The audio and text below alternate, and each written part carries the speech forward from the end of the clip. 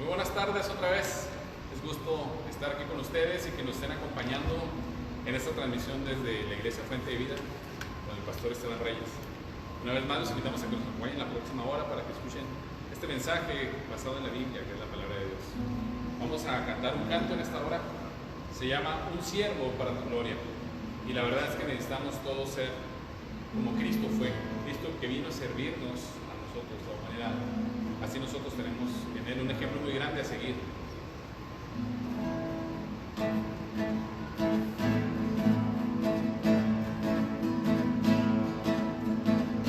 Siendo en forma de Dios, Rey de toda la creación, de siervo se vistió, hasta los sumos se humilló, sufrió la muerte en su misión.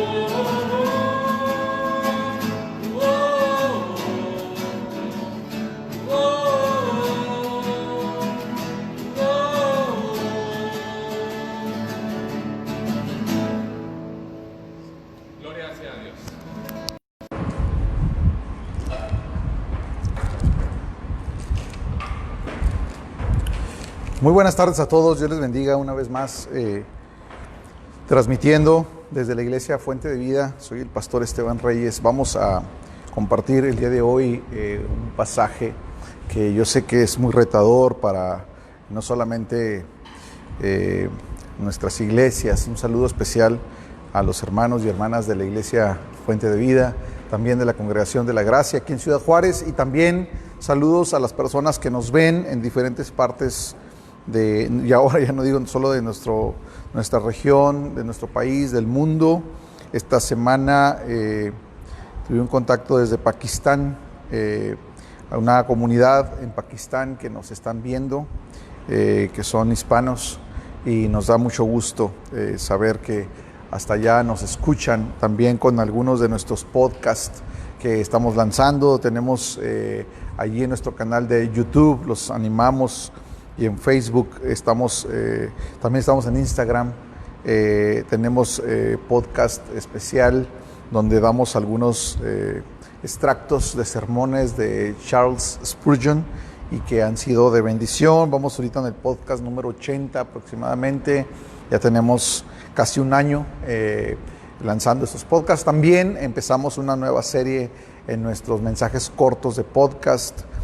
Búscanos allí en YouTube como Iglesia Cristiana Fuente de Vida, y allí vas a encontrar también una serie que habla acerca del matrimonio. Se llama Consejo de lo Alto para el Matrimonio. Son pequeñas cápsulas de 6-7 minutos en donde hablamos y animamos a los matrimonios y a las parejas a tener un consejo especial para nuestro matrimonio, para ir nutriendo nuestras vidas.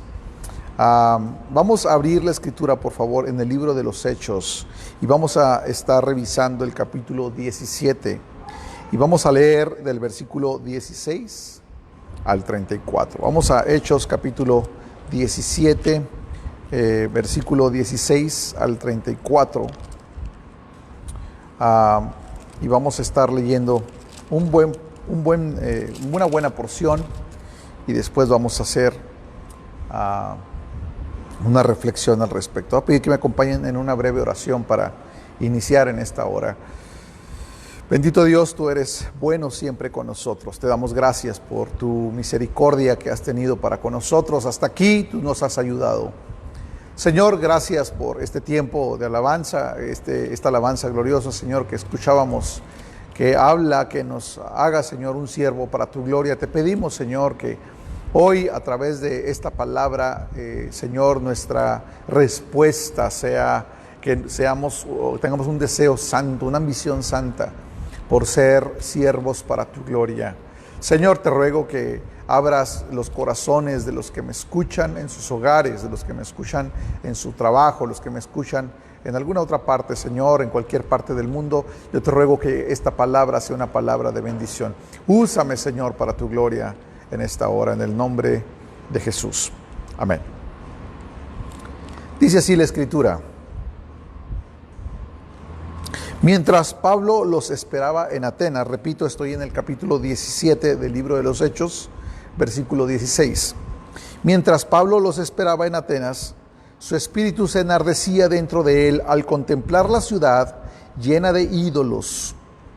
Así que discutía en la sinagoga con los judíos y con los gentiles temerosos de Dios, y diariamente en la plaza con los que estuvieran presentes. También disputaban con él algunos de los filósofos epicúreos y estoicos, y algunos decían: ¿qué quiere decir este palabrero? Y otros: parece ser un predicador de divinidades extrañas, porque les predicaba Jesús y la resurrección. Lo tomaron y lo llevaron al Areópago, diciendo: ¿podemos saber qué es esta nueva enseñanza que proclamas? Porque te oímos decir cosas extrañas, por tanto queremos saber qué significan. Pues todos los atenienses y los extranjeros de visita ahí no pasaban el tiempo en otra cosa, sino en decir o en oír algo nuevo.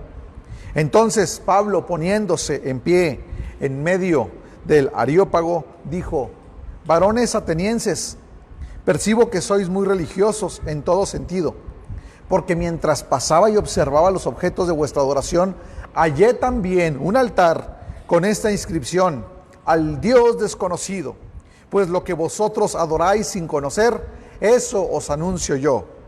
El Dios que hizo el mundo y todo lo que en él hay, puesto que es Señor del cielo y de la tierra, no mora en templos hechos por manos de hombre, ni es servido por manos humanas, como si necesitara de algo, puesto que Él da a todos vida y aliento y todas las cosas.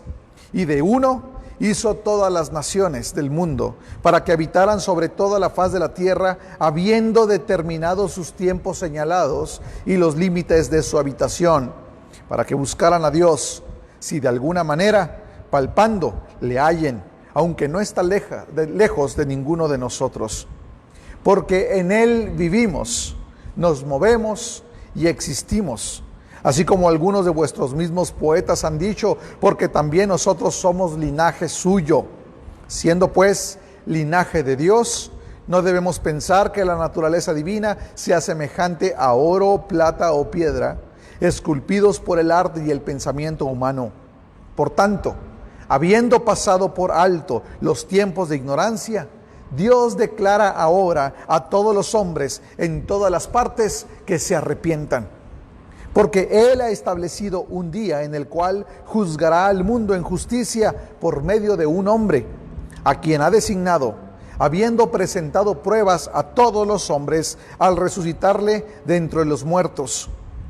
Y cuando oyeron de la resurrección de los muertos, algunos se burlaban, pero otros dijeron: te escucharemos otra vez acerca de esto.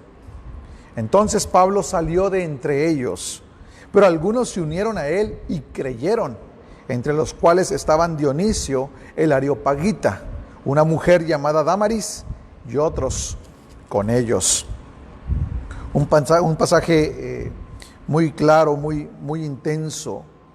El apóstol Pablo, que es el protagonista de esta historia, había estado implicado en una serie de alborotos organizados por sus enemigos. Por ahí le levantaron una revuelta en especial para poderlo hacer huir y salir de una ciudad, y él tuvo que huir a Atenas. Después de esta revuelta terrible, que yo creo que fue traumática, en donde de alguna manera buscaban lincharle, él huye y llega a Atenas. Y esperaba ahí encontrarse con los discípulos en Atenas. Cuando llega a Atenas, su estancia le permite conocer la ciudad. Y en la ciudad ve el lado oscuro de la ciudad, que es admirada por todos. Para Pablo era muy claro, el evangelio era para individuos, definitivamente. Pero también Pablo tenía muy claro en su mentalidad que el evangelio era para las naciones. El evangelio no era algo exclusivamente para la iglesia. Pablo entendía perfectamente la visión, la cosmovisión de Dios, para lo cual había enviado a su Hijo y para lo cual Dios había anunciado su bendición y su salvación desde la época en que el Señor marca el protoevangelio, el evangelio inicial o antiguo en el libro de Génesis, y empieza a prometer a un Salvador, a Adán, y después a Abraham le promete también que de él van a ser una nación y que por medio de esa nación van a ser benditas todas las naciones de la tierra. Por medio de él, le dijo el Señor, van a ser benditas todas las familias de la tierra. Pablo entiende perfectamente esa visión cosmológica de Dios, esa cosmovisión, y él lo que hace entonces es poder pensar con el corazón de Dios, el apóstol Pablo, y mientras está ahí no se detuvo. El mandato de Cristo para ir y hacer discípulos a todas las naciones estaba muy claro. Él sabía, tenía una mente misionológica, el apóstol Pablo, él sabía que los gentiles deberían estar en la mente de Cristo, y los gentiles estaban por lo tanto en el corazón del apóstol Pablo.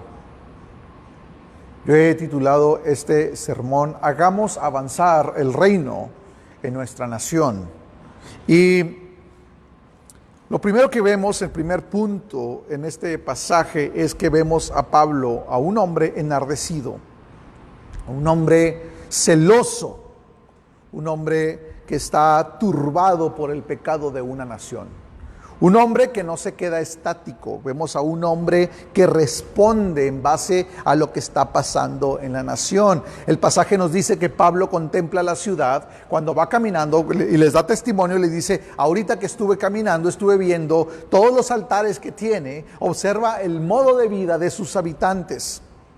Ahora, en el contexto histórico nos damos cuenta que Atenas era una ciudad muy importante. Era una ciudad que hasta el día de hoy conserva ese principio de cultura, de gente muy culta.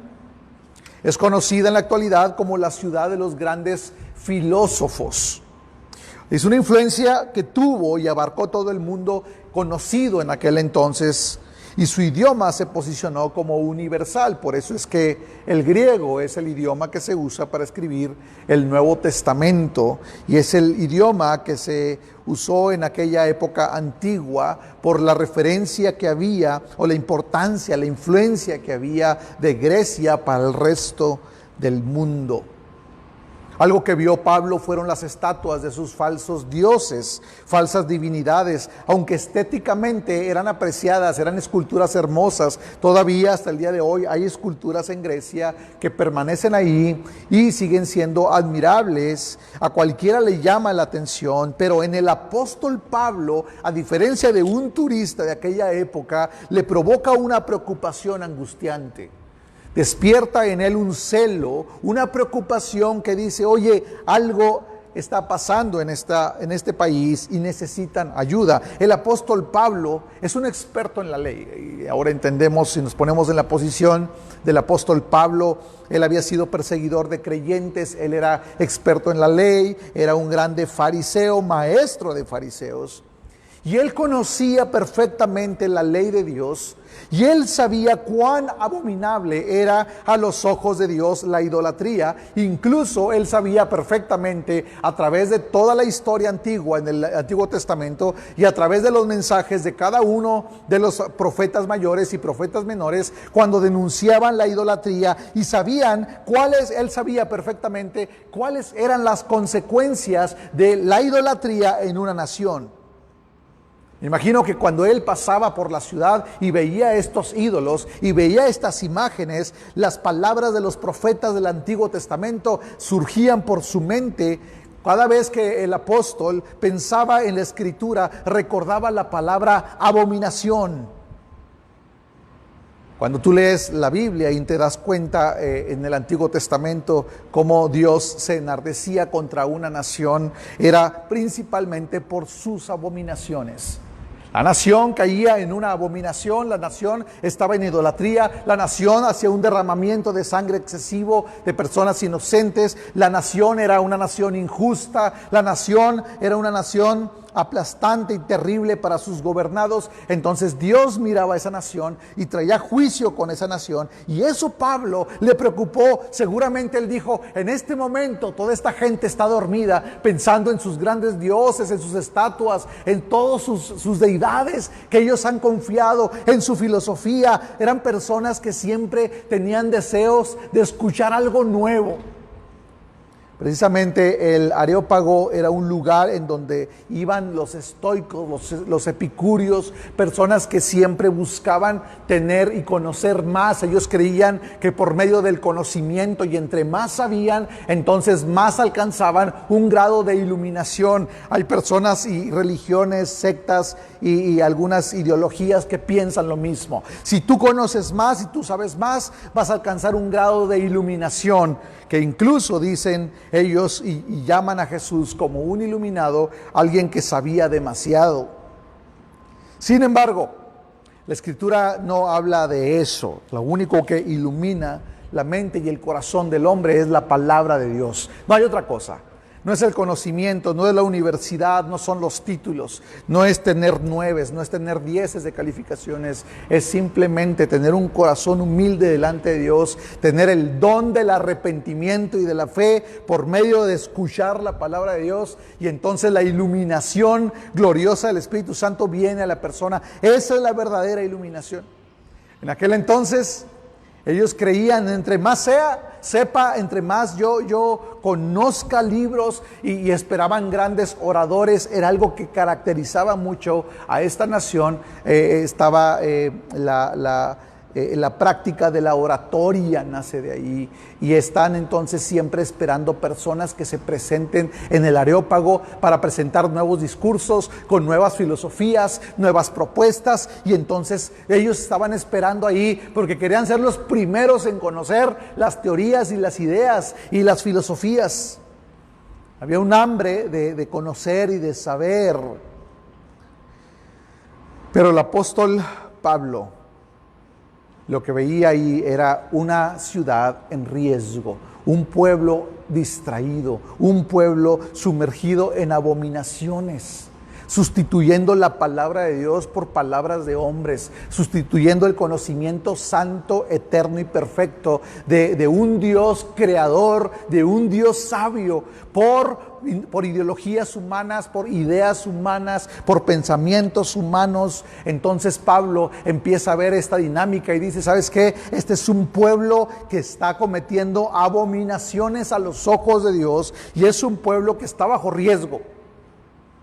El corazón del apóstol Pablo, lógicamente lleno del amor de Dios, también con un celo santo, porque él sabía perfectamente que toda rodilla, el plan de Dios para su creación es que todos adoremos a Dios, que todos glorifiquemos a Dios, que vivamos para su gloria, y que a Él le demos con todo lo que hagamos, como después dijo el apóstol Pablo: todo lo que hagáis, sea que comamos, que bebamos, todo lo que hagamos, hay que hacerlo para la gloria de Dios. Y eso estaba bien claro en el corazón del apóstol Pablo. Por lo tanto, mientras veía una nación que estaba totalmente distraída en una impiedad, sin una inclinación hacia Dios, sin una búsqueda de Dios, entonces está viendo a una nación que está abominando al Señor, que está ofendiendo a Dios de una manera continua. Por lo tanto, una nación que está a punto de confrontar consecuencias terribles. Hay un celo santo en Pablo, y el celo santo es decir: todos los seres humanos tienen que estar inclinados hacia Dios, tienen que buscar a Dios, tienen que regresar a su Creador. Todos los seres humanos deben empezar a vivir en el propósito para el cual fueron creados, y fuimos creados para la gloria de Dios, como lo dice ahora el teólogo John Piper. Dice que fuimos creados para glorificar a Dios y para disfrutar de Él para siempre. Ese fue el motivo por el cual Dios nos puso en esta tierra. Pablo lo tiene muy claro, y lo que quiere hacer entonces es decirles: estos tienen que regresar a su propósito, están totalmente desviados. Si yo hago un llamado en este momento, el apóstol Pablo nos invita a nosotros a hacer un llamado y contemplar nuestra ciudad Juárez, o donde quiera que tú vivas. Si vives en Tuxtla Gutiérrez, si vives en la Ciudad de México, si vives en Tijuana, si vives en El Paso, Texas, si vives en Albuquerque, donde quiera que vivas, yo te invito a que contemples tu ciudad en este momento. Yo sé que hay personas que me están viendo en España también. Yo te invito a que contemples tu ciudad, contempla tu nación también. Y quiero que observes el modo de vida social, la manera como hoy nuestra sociedad vive. Aquí en nuestro país, por ejemplo, cada 15 de septiembre vemos el lado que nos enorgullece, que nos da patriotismo. En Estados Unidos, el 4 de julio, que acaba de pasar hace poco, es un día que enorgullece al americano, y sacan las banderas. Y también nos enorgullece a nosotros en nuestro país nuestra riqueza natural. En algunos se despierta un sentido patriótico sabiendo que tenemos aquí en nuestro país, México, grandes montañas, tenemos cascadas, tenemos desiertos hermosos, tenemos selvas, tenemos bosques. Y nos encanta, decimos: México, amamos a México. México es conocido porque somos súper escandalosos cuando se trata de presentar a nuestro país. Nos encanta y decimos, ¡viva México! Hace poco veía un documental en donde se hizo una verbena popular en Rusia, en San Petersburgo, y invitaron a mexicanos y había muchos mariachis y había una banda de música que tocó pura música mexicana y todos los rusos estaban vueltos locos y los mexicanos ahí haciendo escándalo, y algo que nosotros vemos constantemente aquí. Anoche, por ejemplo, en una de las casas del fraccionamiento donde vivo, llevaron un mariachi porque una vecina cumplió años. Así que en la noche escuchamos mariachi y eso es común aquí en nuestro México. Y había mariachi, como a las 2 de la mañana empezó a sonar el mariachi. Y eso es común. En otros países les llama la atención, pero el mexicano, cuando estamos cantando la canción de Cielito Lindo, alguien empieza a cantar y todos nos la sabemos, todos empezamos a cantar, de repente todo el estadio empieza a cantar Cielito Lindo. Que es parte de nuestra cultura, nos enorgullece y pensamos en nuestro país. Hay otra canción oaxaqueña que se llama Tierra del Sol, la canción mixteca se llama, y esta canción habla de cómo extraño la tierra, yo quisiera volver a la tierra donde nací, o Tierra del Sol, y empieza a cantar y habla de algún mexicano que seguramente se fue al extranjero, se fue a otro lado y dejó su terruño, y bueno, es el sentimiento de todo el mexicano porque amamos nuestro país. Te aseguro que lo mismo pasa en Estados Unidos con su país, lo mismo pasa a los españoles con su país. Pero si vemos el otro lado de la moneda, la pobreza aquí en nuestro país es terrible. Hay mucha pobreza en nuestro país todavía. Todavía hay muchos niños que viven en condición de calle.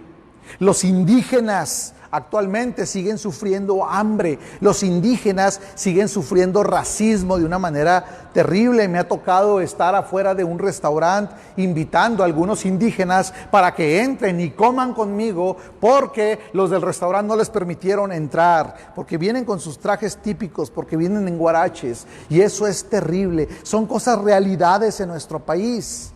La corrupción, por ejemplo, está en todos los niveles de nuestra estructura social y política.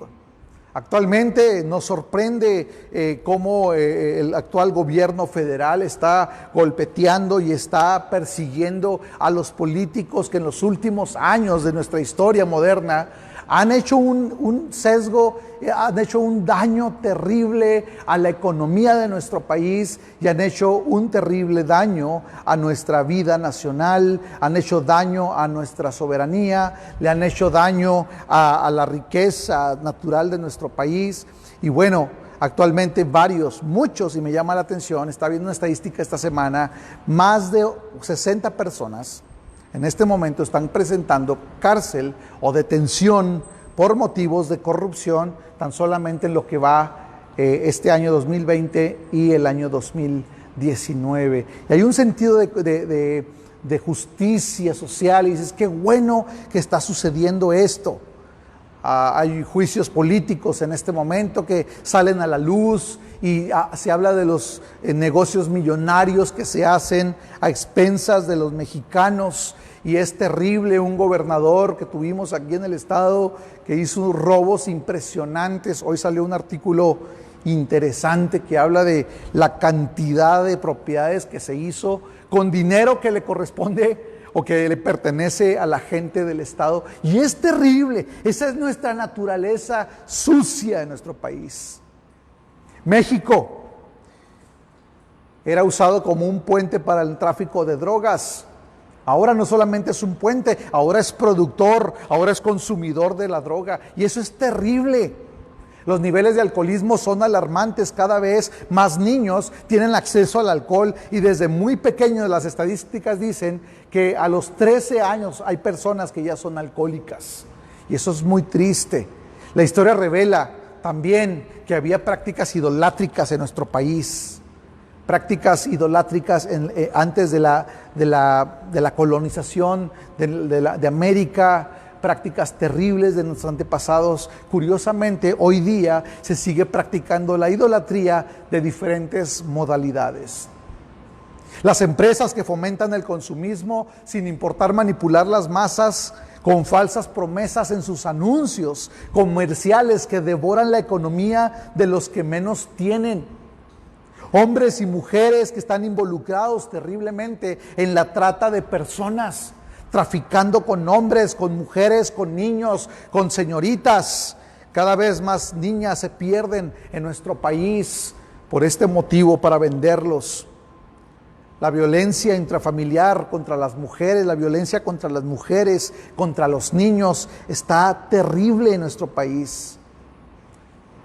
El pensamiento mediocre, el sueño mexicano de ser ricos algún día sin mucho esfuerzo, comprando lotería, buscando hacer tranza, como dice el mexicano.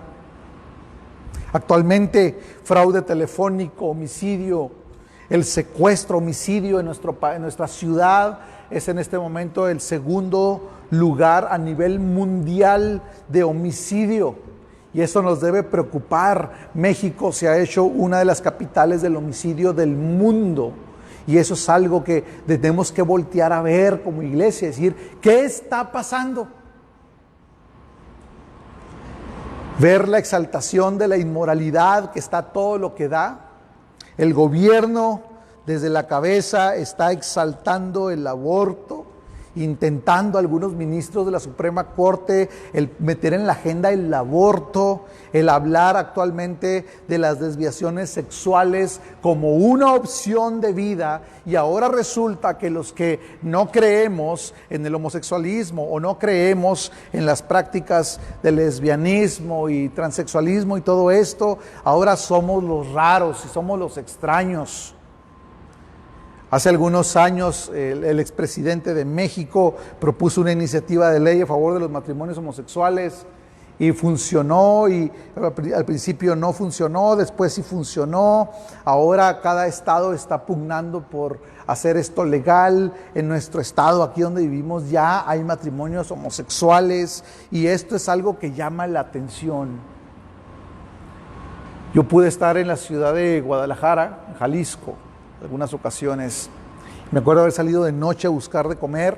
Cuando salgo de mi hotel por razón de trabajo, salgo y voy caminando por las calles del centro y me encontré con un sinnúmero de niños de la edad de mis hijas, de 7, 8 años, que se me acercaban y me ofrecían acompañarme a un cuarto de hotel. Niños de 8, 7 o 9 años, niños y niñas, que con su vestido de niño se acercaban proponiendo tener sexo. Triste. En pocas palabras, el mal social, las abominaciones son una realidad en México y en el mundo entero, en cualquier país. Unos pocos que no conocen a Cristo piensan que con unos levantamientos armados se puede hacer una revolución en pro de la justicia social. Hay quienes actualmente aquí en nuestro país, me llama la atención, me da risa, hacen marchas en contra del gobierno y se van en carros, en caravanas, y se juntan sí como 200 carros, no sé cuántos carros, pero eso no hace ninguna diferencia. Y quieren es que estamos pidiendo justicia social, queremos un cambio. Otros se visten de blanco y salen a las calles a caminar con globos ahí, diciendo algunas declaraciones, gritando. Pero eso no hace ninguna diferencia. Eso no ha ayudado nunca a nadie, a nada. Esa es una realidad. Ahora, ¿qué le depara a un país como el nuestro? ¿Qué le espera a un país como Grecia en aquel tiempo, como México en este tiempo, como España en este tiempo? España en este momento está padeciendo un ateísmo terrible. Cada vez son más los hombres y mujeres que se están alejando de Dios, las iglesias están vaciando, y ahora mismo en España hay un porcentaje muy alto de personas que están practicando el musulmanismo y están practicando otro tipo de religiones fuera del cristianismo. Y eso llama la atención, siendo por muchos años un país referente, ahora es un país que está tendiendo a un humanismo terrible. De acuerdo con las Escrituras, ¿qué le esperan a estos países como los nuestros? La desobediencia nacional le trae desgracia nacional. Si la nación desobedece, Dios responde con ira. La ira de Dios no solo cae sobre individuos, como lo hizo con Ananías y Zafira, no solamente cae sobre individuos, como lo hizo con Faraón, no solamente cae sobre individuos, como lo hizo con los egipcios y con cada uno de los primogénitos en Egipto, también lo hace sobre naciones enteras. Por ejemplo, el diluvio universal vino sobre toda la humanidad. Sodoma y Gomorra, 2 ciudades fortificadas, fuertes, y vino desgracia sobre ellos. Nínive también fue arrasada y destruida, y Dios lo hizo. Egipto, Babilonia, aún sobre el mismo pueblo de Dios, el pueblo de Israel, fue arrasado, fue dispersado, fue llevado cautivo por años. ¿Por qué? Por la desobediencia nacional. El llamado de Dios a nuestras vidas a través de este pasaje es: debemos mirar enardecidamente, debemos tener una mirada de celo santo por nuestro país. Y eso es impulsado y motivado por el amor de Dios que Él ha depositado en nosotros, para que nosotros podamos ver a los demás como personas que están bajo el juicio, bajo la ira de Dios. Entonces nosotros tenemos que tener una ira santa en contra del pecado, una ira santa en contra de la maldad. Y no digo una ira santa en contra de los hombres y mujeres que lo practican, porque nosotros no les juzgamos, porque ya Dios les ha juzgado. Nuestra ira debe estar enfocada en contra del pecado y en contra de todo aquello que es abominable ante el Señor. Y tenemos que levantar nuestra voz y tenemos que tener una mirada diferente. Mirar como Cristo miraba. ¿Cómo debemos responder ante tan grande necesidad que actualmente hay en la sociedad mexicana? ¿Cómo debemos responder ante la sociedad que está pasando? ¿Qué tenemos que hacer? Punto número 2 es: vamos a ver la acción de un discípulo de Cristo.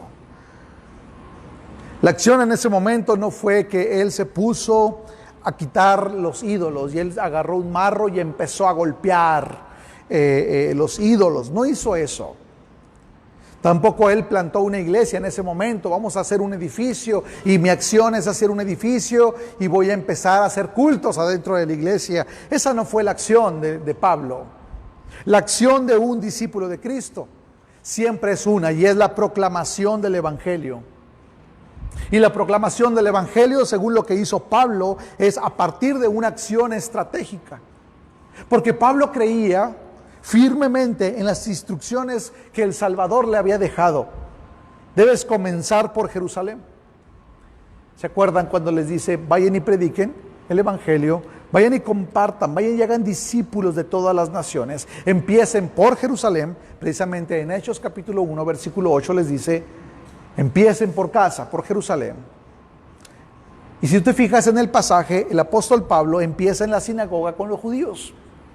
Dice la Escritura que él estuvo ahí en la sinagoga, fue y estuvo compartiendo del Señor con ellos. Después de ahí, el pasaje dice que vayas a Judea. O sea, sal a un anillo más hacia afuera. Y entonces dice la Escritura que Pablo siguió con los gentiles temerosos de Dios allí en Atenas. Primero fue a la sinagoga con los judíos, después se fue con los gentiles, los que no eran judíos, pero que conocían de Dios. Y número 3, terminó con los que estaban en la plaza. Dice el pasaje en Hechos 1:8 que debemos proclamar en Samaria y hasta lo último de la tierra. Y los que estaban en la plaza eran toda la gente que estaba deseosa de conocer más, buscando a través de otros dioses. Ahora vemos en la visión del apóstol Pablo un movimiento, una acción estratégica de querer compartir y predicar el Evangelio. Y lo hace empezando en casa. Y después se va con los de afuera, con otra gente que es temerosa del Señor. Y al último termina en la plaza. Me llama mucho la atención personas que dicen: yo quiero ser evangelista, yo quiero ser misionero, y se van a lugares remotos, y eso es bueno, pero sus hogares no están centrados o fundamentados en Cristo. Nuestra primera labor es nuestra casa, es nuestro hogar. Segundo, es nuestro barrio. Si tú piensas en ti mismo y dices, oye, ¿yo cómo voy a predicar el evangelio estratégicamente? Empieza con tus hijos, ministralos, haz los discípulos, con tu esposa, con tu esposo.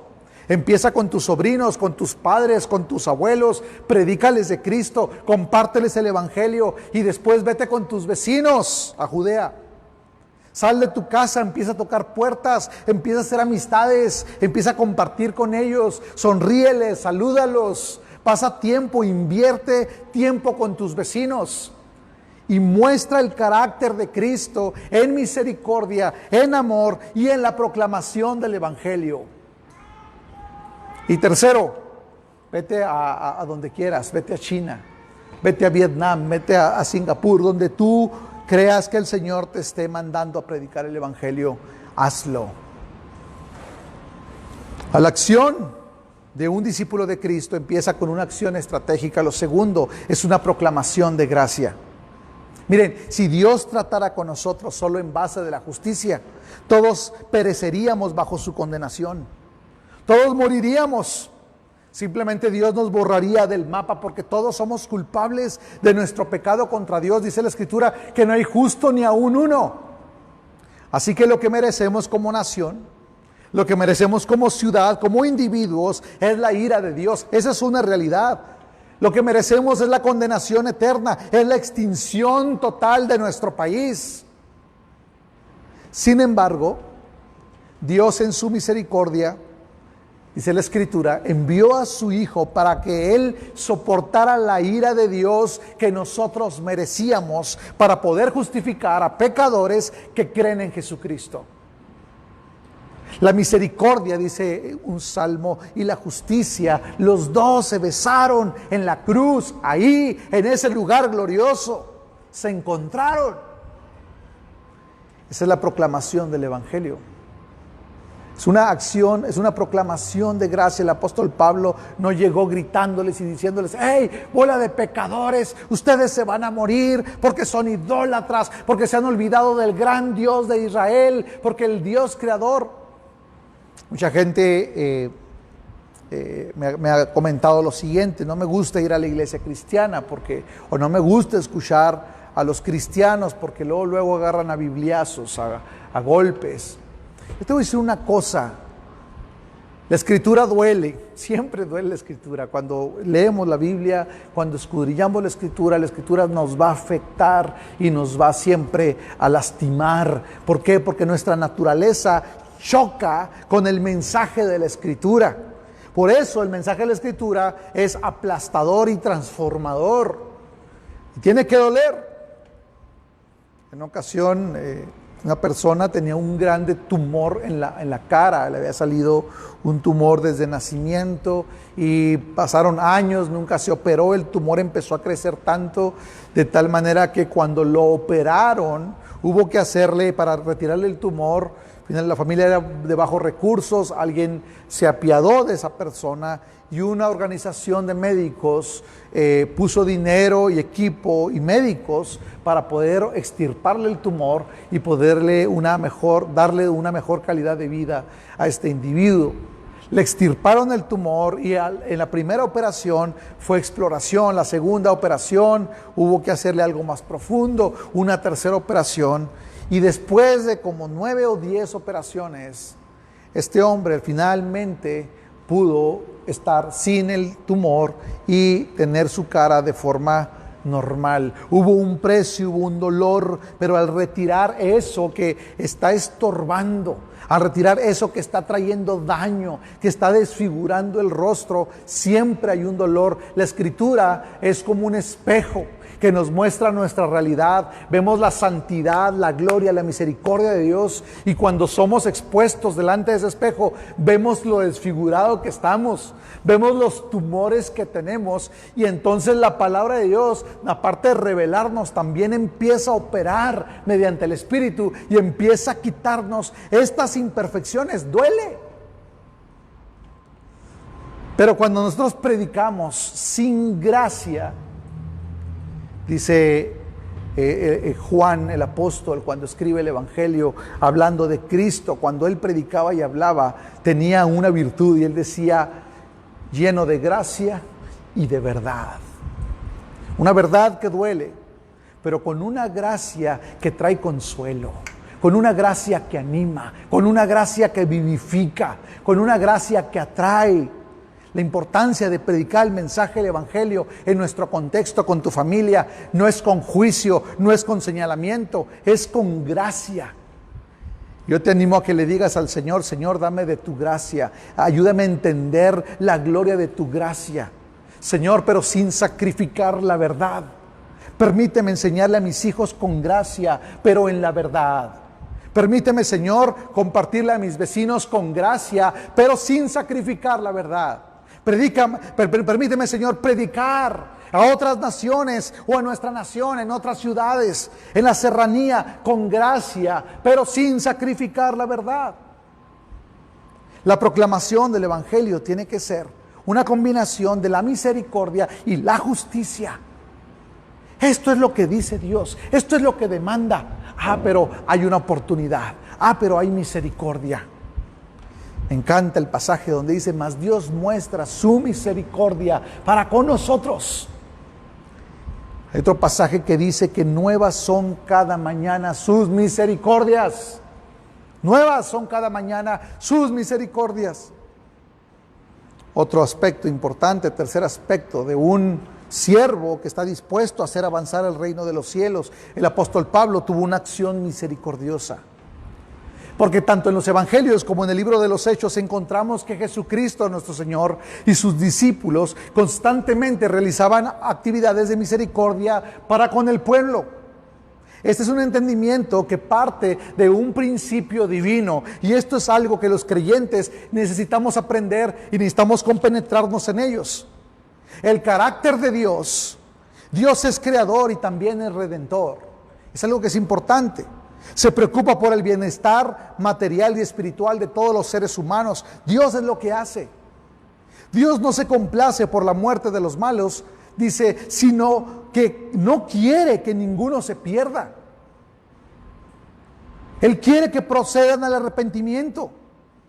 Por otro lado, también la Escritura dice que Él se preocupa por los hambrientos, que Él se preocupa por los extranjeros, las viudas, se preocupa por los huérfanos. No nos sorprende que los dos mandamientos que marca la Escritura es que lo amemos a Él con todo nuestro corazón y a nuestro prójimo como a nosotros mismos. Él se preocupa por todos. Y Él dice: la verdadera cristiandad, la verdadera relación con Dios, una verdadera unión con Dios, no es solamente amarlo a Él y decir: yo amo a Dios. La manifestación de ese amor que tú tienes vertical hacia Dios es la manera como tú sirves, honras y haces actos de misericordia por el prójimo, por los extranjeros, por las viudas, por los huérfanos. Le preguntan a Jesús cuál es el mandamiento más grande y Él dice: ama a Dios con todo lo que tienes y ama a tu prójimo también, como si fueras tú mismo. Ahora, en el Nuevo Testamento Jesús habló de dos parábolas que solamente el mismo autor de Hechos, que es Lucas, menciona en el Evangelio de Lucas. El hijo pródigo y el buen samaritano son dos historias que Lucas marca muy claras. Son dos situaciones en donde Jesús está denunciando dos situaciones que no son del agrado de Dios. En las dos historias, tanto en el hijo pródigo como en el buen samaritano, hay una víctima. En las dos historias hay una víctima. Un hombre se encuentra en una situación desesperada. En la historia del hijo pródigo, uno es víctima de su propio pecado. En la otra parábola, la otra es víctima del pecado del otro. En el hijo pródigo se demuestra el pecado personal. En la del buen samaritano se demuestra el pecado social. En las dos parábolas hay un rescate. En la primera se arrepiente el individuo, vuelve y es perdonado. En la segunda, la víctima no tiene capacidad de ayudarse a sí mismo. El rescate es por un samaritano, un extranjero que pasa por ahí. En la primera parábola vemos el amor de Dios al ser recibido por el papá en casa. En la segunda vemos el amor del prójimo hacia el prójimo.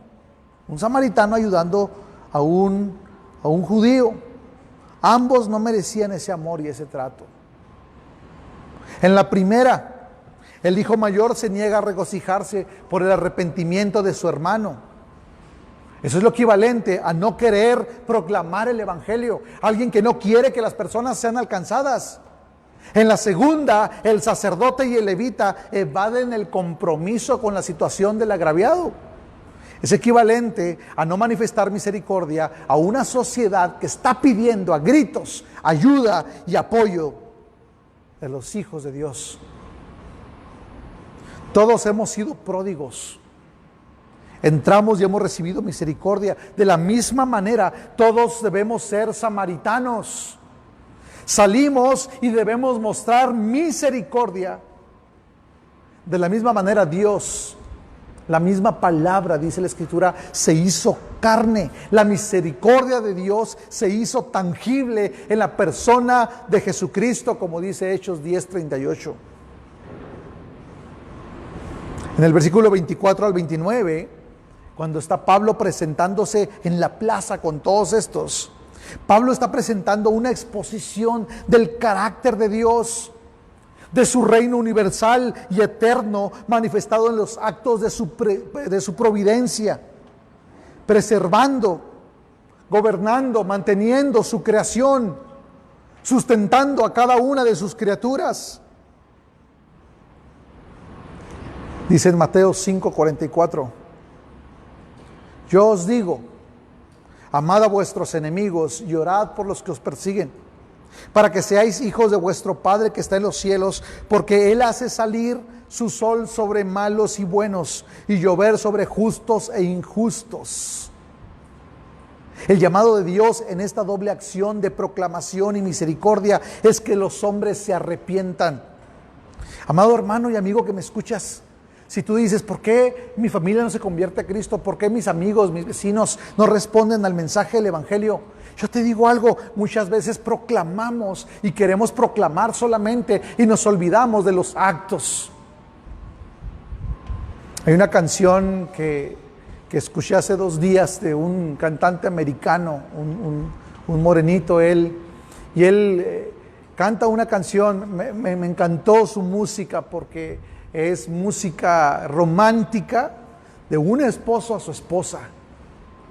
En una de esas canciones él manifiesta y dice, él reflexiona en esa canción y dice, me he estado equivocando, porque yo soy bueno para hacer canciones de amor, hago versos, escribo amor. Dice, pero no son las canciones. Y el coro de la canción dice, son los actos, son los hechos. Son los actos, son los hechos los que siembran en el corazón de mi mujer.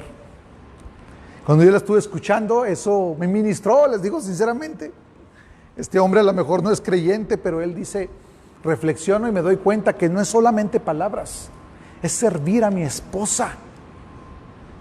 Muchas veces no nos ganamos a nuestro cónyuge porque queremos predicarle solamente y nosotros solamente señalamos sus errores, pero nos olvidamos de compartir el carácter de Dios mediante actos de misericordia a nuestro cónyuge, a nuestros hijos.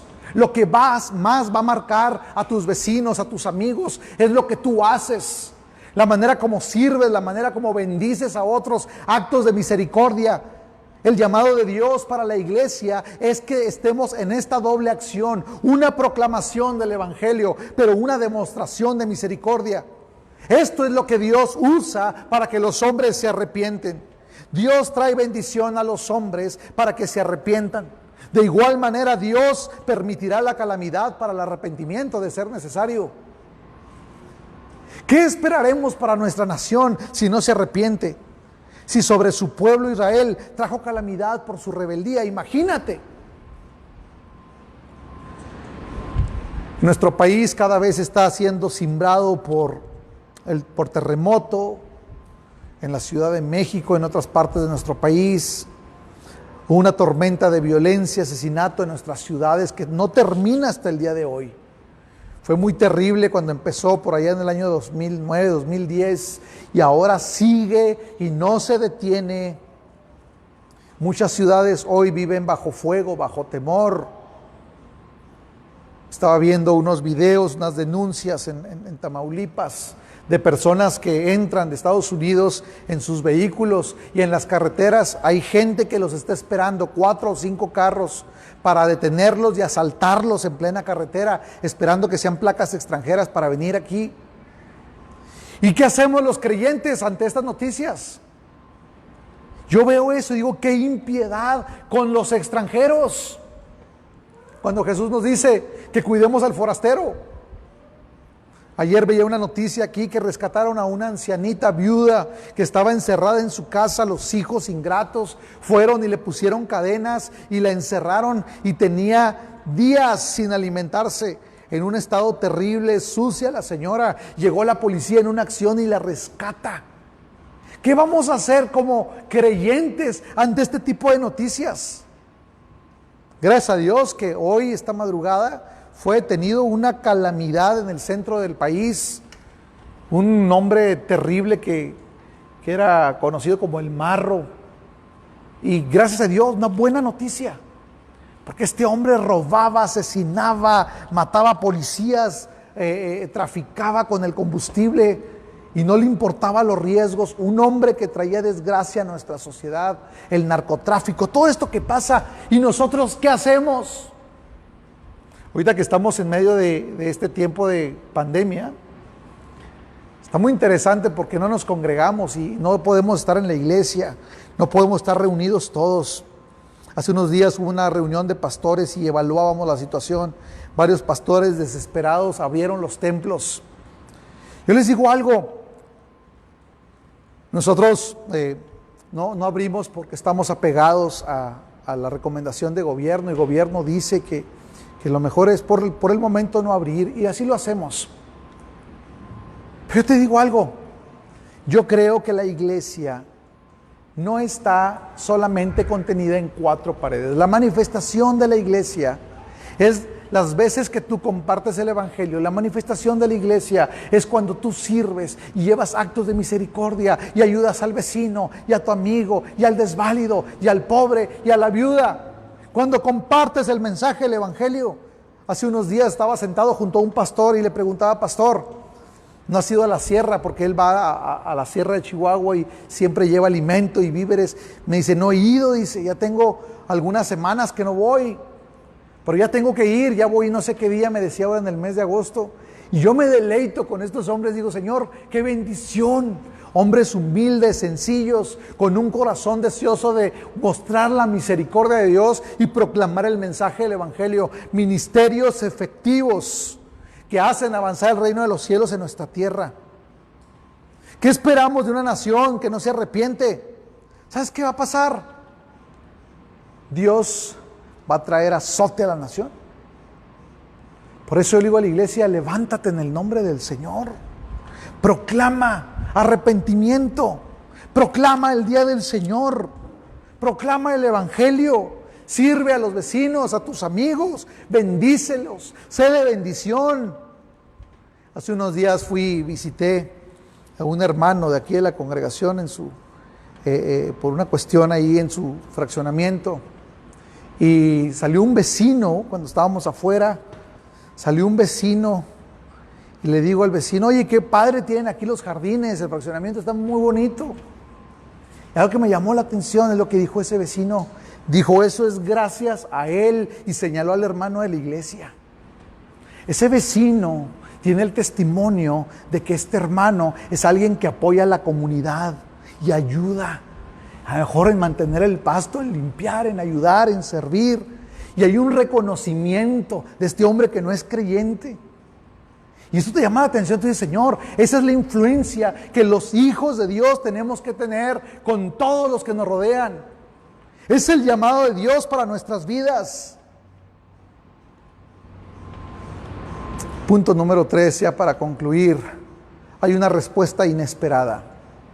¿Cómo respondió en aquella ocasión el pueblo de Atenas a la predicación del apóstol Pablo? El versículo 32 al 34 vemos una respuesta totalmente inesperada. Hay dos maneras como las personas responden al mensaje del evangelio. Lo primero es rechazar la verdad de Dios. No quieren saber nada. Son personas que se van a burlar abiertamente de ti porque les hablas de Cristo y les hablas del evangelio. Están los que van a postergar su respuesta, engañándose a sí mismos, pensando que depende de ellos el que respondan al mensaje del evangelio. ¿Te ha pasado? Personas que dicen, ¿sabe qué? Déjeme lo pienso, o lo voy a ver más adelante.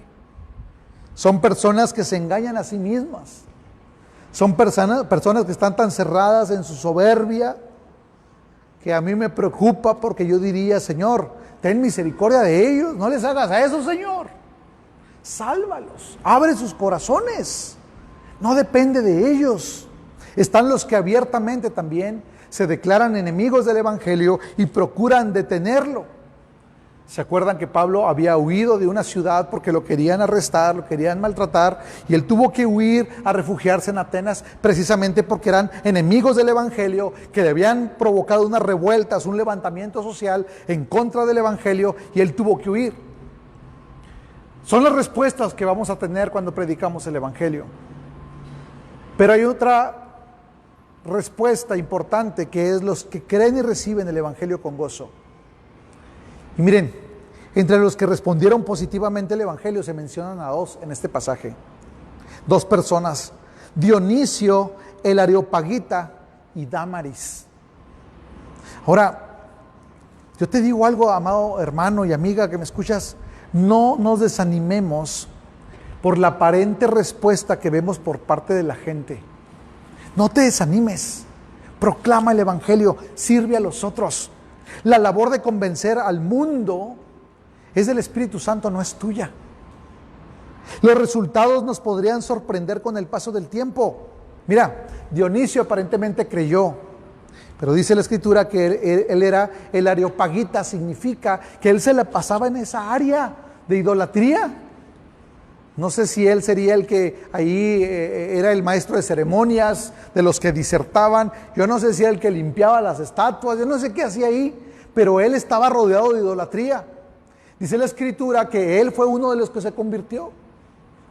Aparentemente el libro de los Hechos dice muy escuetamente, se arrepintió Dionisio, se arrepintió Dámaris y algunos otros. Tú dirías, se me hace que nomás ellos dos. Pero ¿sabes por qué mencionó a estos dos? Los resultados nos pueden sorprender, hermanos. Dionisio después es mencionado por los historiadores de la iglesia antigua como el obispo de la iglesia en Atenas. Este hombre llegó a ser el pastor principal en la iglesia de Atenas. El Señor lo salvó y lo salvó completamente. El trabajo del apóstol Pablo se vio también en la respuesta de las iglesias de Asia, todas las cuales son mencionadas como diferentes modelos y con mucha preocupación por parte del Señor Jesucristo en el libro de Apocalipsis, ¿se acuerdan? Todas las iglesias que menciona el libro de Apocalipsis en los primeros capítulos son las iglesias que Pablo planta a partir de este tipo de predicaciones. Manifiesta entonces con claridad la importancia que Dios le da la respuesta de una nación al evangelio. Comparte el evangelio, amado hermano, donde quiera que estés. No te calles, no te detengas, hazlo. Me llama la atención personas que creen que están compartiendo el evangelio cuando ponen un versículo bíblico ahí en una red social. Eso no es compartir el evangelio. He escuchado personas que a veces vienen a la iglesia y dicen, le quiero dar gracias a Dios que me dio la oportunidad de compartir un texto bíblico. Eso no es compartir el evangelio. Compartir el evangelio es hablar la condición en la que están, lo que están confrontando, que es la ira de Dios, y el mensaje de salvación, en la gloria y la gracia de la misericordia. Compartir el evangelio es poder vestir al que está desnudo, es poder alimentar al hambriento, es poder ayudar a la viuda, es poder ayudar al huérfano, es consolar al que está triste, es poder brindarle seguridad y protección al extranjero. Respondamos actuando, número 4, en beneficio de nuestra sociedad. Amados hermanos, Cristo ha inaugurado el reino de los cielos. Es importante tener una perspectiva equilibrada en cuanto a la escatología bíblica. Hay un énfasis desmedido en algunos creyentes con respecto al reino de los cielos. Dicen que el reino de los cielos será cuando Cristo venga y reine aquí en la tierra, en el tiempo del milenio. Y muchos se basan en el todavía no y dicen, no, es que el reino de los cielos no está aquí todavía. Y podríamos pensar que en el tiempo presente no debemos preocuparnos por el mundo actual. Y decimos, no le hace, Dios va a acabar contra todos estos dictadores y malos gobernantes, los malos presidentes con los corruptos. Cuando venga el Señor con vara de hierro, se va a acabar todo eso. Y ahí nos centramos y decimos, qué padre cuando venga el reino de los cielos. Pero no erremos, amados hermanos. El reino de los cielos está aquí ya. La palabra de Dios nos dice que Cristo es el Rey inmortal, invisible. Aunque no lo vemos reinando como lo queremos ver, como esperaban los judíos ver a un rey físico con una corona, con un caballo enorme y con un séquito. Dice la Escritura que Él es ya, hoy, Rey inmortal, invisible. Está reinando. Dice la Escritura que Él es el soberano de los reyes de la tierra. Él reina, dice la Escritura, ya, dice, y reinará por siempre. Amados hermanos, Cristo mismo dijo que era posible entrar al reino de los cielos. De hecho, en la oración del Padre Nuestro, la oración que le enseña a los discípulos, Jesús dice, Señor, hágase tu voluntad. Y entre las cosas que pide es, Señor, venga tu reino a nosotros. Establece tu reino aquí y ahora. Pablo ha dicho que hemos sido trasladados de las tinieblas al reino de su amado Hijo. Estamos en el reino ahora, somos parte del reino de los cielos. El apóstol Pablo predicaba el reino de Dios. Había cristianos que le ayudaban también en el reino de Dios. Así lo dice en Juan, en Mateo, en Colosenses, Segunda de Tesalonicenses, en Romanos y una serie de libros que hablan del reino, del reino, del reino. El reino es aquí, aunque todavía no está en toda su plenitud. Pero como ciudadanos del reino debemos responder entonces proclamando el evangelio con autoridad, con poder, llenos del poder del Espíritu Santo y practicando la misericordia. Es el llamado de Dios. Creo que también es nuestro deber el involucrarnos en todas las actividades de misericordia, de alcance evangelístico. También en los movimientos o actividades sociales de nuestra ciudad tenemos que hacerlos. Tienes que ir a las cárceles a predicar. Tienes que buscar a las madres de las mujeres víctimas de asesinatos y bendecirlas. Busca a tus vecinos. Busca a aquellos que están pasando por contagio ahora mismo del COVID. Ve y llévales alimento. Ve y haz algo. Da servicios gratuitos médicos. Ve y ayuda a los albergues. Ve y lleva ropa. Ve y lleva despensas. Sirve, bendice, proclama. Detente en este momento, amado hermano y amigo. Observa tu nación. Observa nuestra nación. Observa nuestra ciudad. Ve lo que está pasando. Nuestra alma debe responder.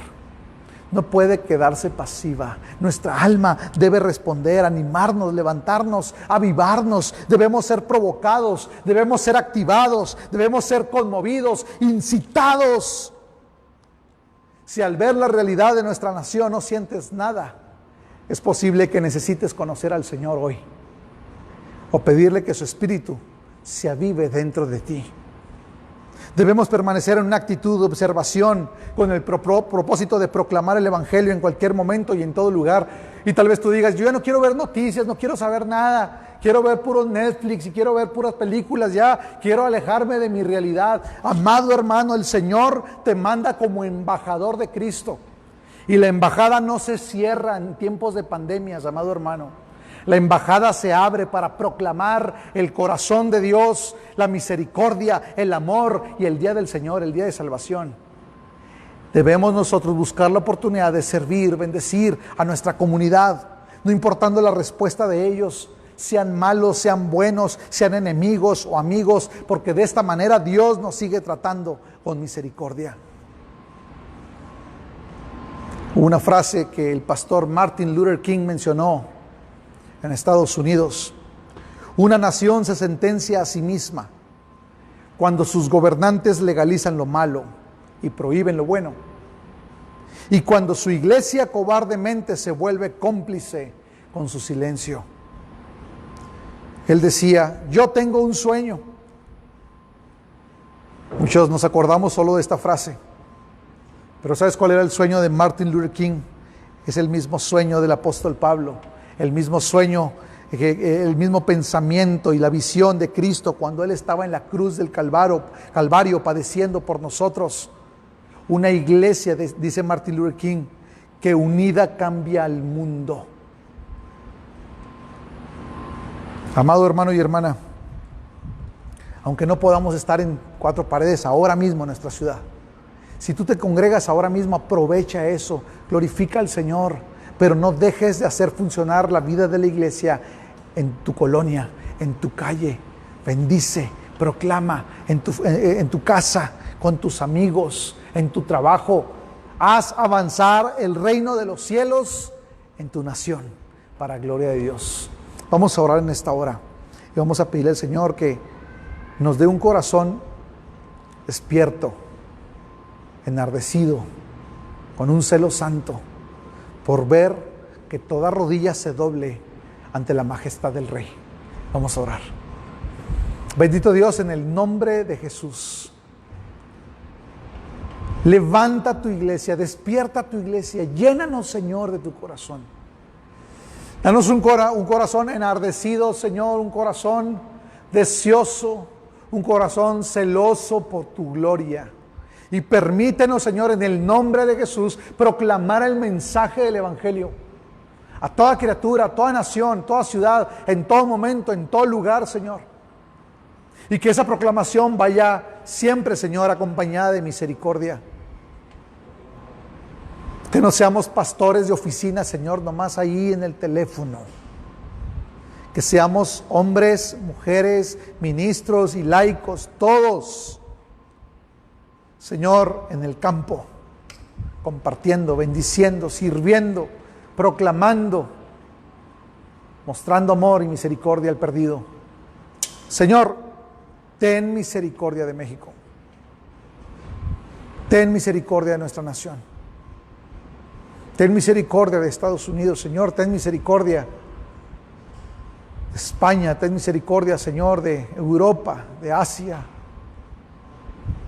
Levanta tu iglesia en todo el mundo en el nombre de Jesús, para juntos ser instrumentos en tus manos y hacer avanzar el reino para gloria de Dios Padre. Si alguien de los que me escucha, Señor, no te conoce, muéstrate, Señor, a sus vidas. Ponles el don, dales el don, Señor, de la misericordia, dales el don de la fe, del arrepentimiento. Que respondan, Señor, que vengan a tus pies en el nombre de Jesús. Amén. Amén. Que el Señor les bendiga. El próximo domingo los esperamos a la misma hora. Bendiciones.